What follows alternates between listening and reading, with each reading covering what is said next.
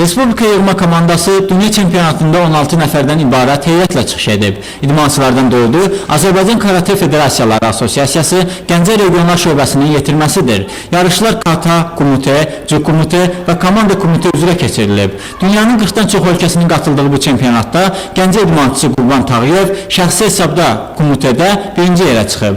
Respublikada ilk dəfə olaraq kişilər arasında kata üzrə Xəyal Musayev birinci medala sahib olub. Əsas rəqiblərim Venezuela, sonra Meksika idmançısı idi ki, özü neçə qat dünya çempionuydu. Onun 30-dan çox da yaşı var idi.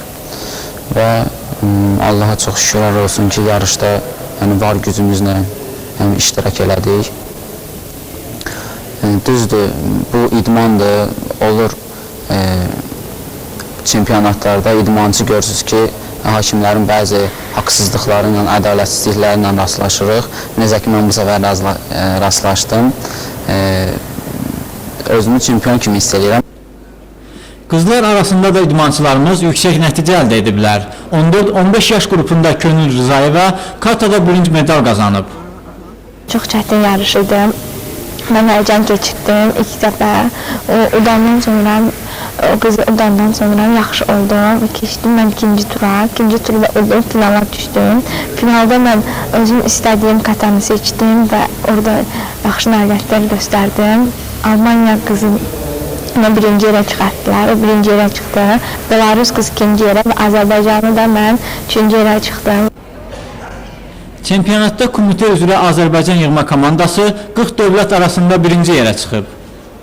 Azərbaycanda karate növü 90-cı ildən 92-ci ildən federasiya yaranından fəaliyyət göstərir. Yəni açıq şəkildə qabaqlar bağlı idi, gizli şəkildə yarışlar, məşqlər gedirdi.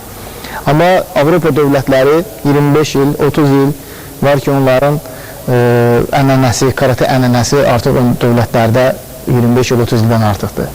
Gəncə idmançıları özlərini və Azərbaycan idmançıları özlərini həmin yarışda çox yüksək səviyyədə, yüksək texnika, yüksək döyüş əzmində göstərdilər. Bu yarışda bizim iştirakımız, yəni bir neçə şəxslər bizim yarışda iştirakımıza köməklik göstəriblər. Fatoğlu firması bütün Azərbaycan yığma komandasının tam idman formasını, onların çantasını və bir neçə idmançının yarışa getmə maliyyə köməkliyi göstərib. Sonra Gənclər İdman və Turizm İdarəsi bir neçə idmançının yarışa getməsini, maliyyət təminatını eləyib. Biz onlara öz minnətdarlığımızı bildiririk. Qeyd edək ki, noyabrın ortaları İspaniyada karate üzrə Dünya Kuboku uğrunda yarışlar keçiriləcək. İdmançılar bu yarışda iştirak etməyə hazırlaşırlar. Vüsal Məmmədov, Fərruh Qafarov, Xəbər Plus.